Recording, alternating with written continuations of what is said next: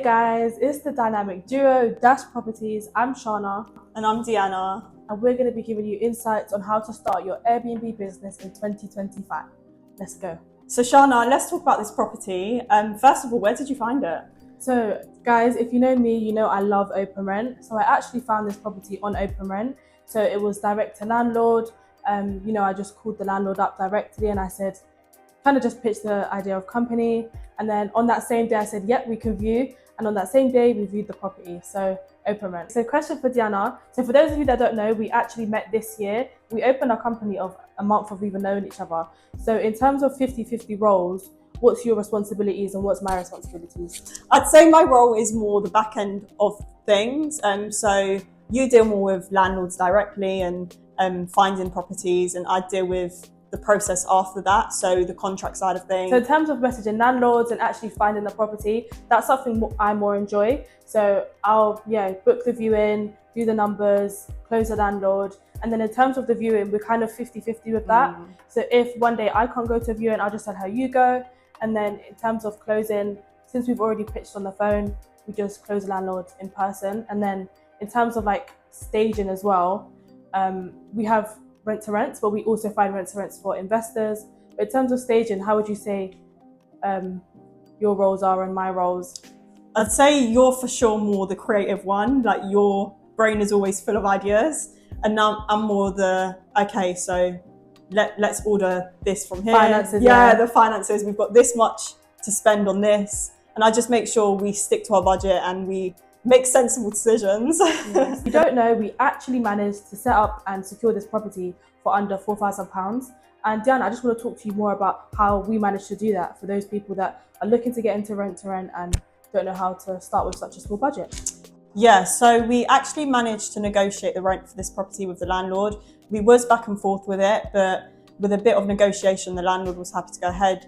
We obviously highlighted the fact that we cover the cleans, we deal with maintenance, and we just sold it to him really. And we just said that it was a handoff experience and we'd basically take over everything for him. We also negotiated zero deposit, which meant a lower startup cost for us. If you don't know what that is, it's basically putting a deposit through a scheme and they only charge you 1 week's worth of rent. And we also got the property part furnished, which massively helped. A lot of people ask us how long it takes us to set up our properties. So Shana, if you can just go into detail about how long it took us to set up this Airbnb. So yeah, as you guys know, when you're guaranteeing the rent to the landlord, you have to pay the landlord rent regardless. So for us, setting up the property, we had to do that really quickly. And we tried to set up properties within 3 to 5 days because we're guaranteeing the landlord rent. So the longer we take to set up, the less bookings we're going to get. So as soon as we get the keys, even before we get the keys, for this specific property, we started ordering stuff prior because we knew the landlord was going to give us a property.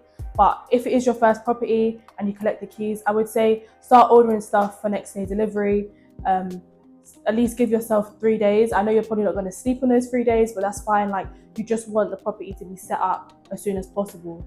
So I would say start ordering stuff next day delivery. Get the Wi-Fi. I know that was a big issue for us. We didn't have the Wi-Fi ready, so that did delay us a bit. So call your provider, get your Wi-Fi ready. Another thing that can also help that we actually done ourselves and managed to pitch to the landlord was a grace period.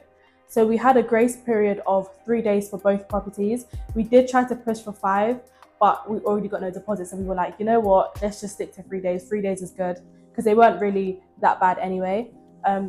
So what I would say is if you manage to negotiate a grace-free period, try to get all your staging done within that grace-free period and just get your bookings, get your property listed as soon as possible. That's kind of it. What is a grace period? A grace period is where you have a certain amount of time to set the property up without having to pay the landlord rent, essentially. So we had 3 days where we were able to come into the property, set it up before the rent period started. Yeah. So let's go into how much this property is generating us. This property is quite expensive. I know the price of this property would probably put a lot of people off, but we just decided to take the risk. So this property is £3,300 with all bills included. It's a 3-bed in West London, so I guess the price makes sense. 3,300, it brings us in around £7,500, minus that, and then minus the cleaning as well. I think for cleaning, we pay around 1,000. Any cleaners, make sure you hit us up because we need one. So cleaning 1,000, and then we're left with around 2,500 profit. On a good month, it could be around 3,000 plus. Okay, yeah. Furniture. I know when people stage their property, they try to keep the furniture quite low and the cost quite low. So how did you manage to keep the cost low and get all your furniture? So as we mentioned, this property did come part furnished, so there wasn't a lot of things we needed to get. So we mainly just focused on getting like the staging bits just to make the property look nice. Most of our stuff were from Amazon, next day delivery. We also went to Wayfair, which was super cheap. And I know you got some of your furniture from Ikea when you took your first essay on. So with my first essay, I actually done Ikea Finance. I don't have the essay anymore, but when I did have it, I decided to do Ikea Finance because I didn't actually have that much money to set up the property, especially because I had to pay the sourcing fee, 1 month's rent, 1 month's deposit. It was a 3-bed, completely unfurnished, and that was literally all my money. So I decided to do Ikea Finance. So if you are in the process of getting your first rent to rent, Ikea Finance can be a good option. 0% interest as well, so definitely good. But for this specific property, we mainly used Amazon, Primark, and Wayfair. So Shana, there's probably a lot of people out there that want to get started in Airbnb. What advice would you give them on how to secure their first property? So I would just say, make sure you just contact landlords. Like, you're gonna get loads of no's. It's part of, I guess, the process. You're gonna get rejected so many times. So just keep messaging landlords, keep walking into agents, perfect your script, because when you first start, you're going to be nervous. I remember when I first started calling landlords and agents, like, I was literally shaking. So I would just say be confident, because I feel like when you're not confident, they can sense that, and just know what you're talking about as well.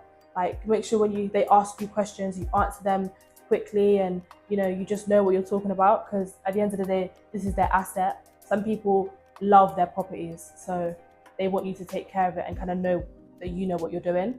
So I would definitely say be confident and just overcome the rejection. What about you? I'd say the same, but I also would say that even if you don't feel confident, just keep taking action, because with action, confidence will naturally grow. If you make mistakes, it's fine. You just learn the lesson from every viewing. That's kind of how we approach the situation. After every rejection, we just thought about what could we do better, what could we do differently moving forward. So definitely have that approach when trying to secure your first rent to rent. So Shana, would you advise for people out there to pitch over the phone or directly to the landlord? So guys, I think this might be a bit of a controversial one, because like a lot of people will tell you pitch on the phone, because if they say no, at least you haven't wasted your time getting ready and traveling. But to be very honest, I do both. Like, sometimes I just don't pitch on the phone, I just pitch when I'm there. Like, I'll have a better sense that the agent or the landlord will say yes when I pitch in person. Because there was actually a scenario where I pitched in person, the landlord was happy to go ahead with company, and then we actually sourced on that property to an investor. I would say sometimes it's good to pitch on the phone, because then you can just see if the landlord or the agent is going to tell you no straight away. But yeah, I guess 50-50, because I've actually gone to viewings and they've shut me down at the viewing and I've wasted my time. But it just depends. Yeah, it just depends. I think that really highlights the fact that people buy into people, and I think he must have built a really good relationship with you, and he felt like he could trust you, which is why he bought into you and the whole concept of it. Yeah, no, I definitely agree. A lot of landlords buy into you as a person, and obviously on the phone they don't get how you are as a person, and then when you come to the view and they're like, okay, like I really like you. So I would say it just depends. If it's really far, I would say maybe don't.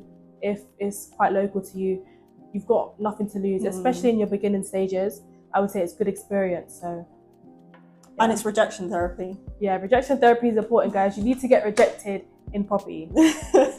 Not only have we secured our own rent-to-rent units, but we've also helped other people who have wanted to get started into property secure their first units as well. Yeah, we've also helped social housing providers secure properties for people who need them, like families and people with learning difficulty. Let us know in the comments if you want to hear us talk more about deal sourcing and how that works. I know on social media, Airbnb and just property in general can be really glamorized, but we do want to make sure we keep it real with you guys. It's not all sunshine and rainbows. There's actually moments where it is tough and we've felt like giving up and we've broken down. So what would you say your biggest struggle is and how have you overcome that? My biggest struggle would be the uncertainty. I feel like as having an Airbnb business, like you're literally relying on bookings, and there can be months where, you know, we get to the slower seasons, which is usually January, February, and it's the uncertainty of, all right, what if we don't get bookings? You know, we still have to guarantee the landlord his rent, and I feel like that's kind of something that's kind of made me a bit nervous, and why I kind of didn't want to start this journey in the first place and start property. But I mean, there's loads of ways around that, such as deal sourcing or pricing strategies that you can use to kind of lower the risk and to make sure you are going to get booked during the slower seasons. What would you say for yourself? I'd say my biggest struggle was my mindset. I had a lot of self-limiting beliefs, and there's always that fear of what if it doesn't work out? What if I can't afford to pay the rent? But when you make sure you analyze the deal properly and the numbers are there in black and white, it really does give you the confidence to just go for it. And that being said, we also make sure that in our contracts, we have a break clause in there. Do you want to touch on a bit more about that and how that helps?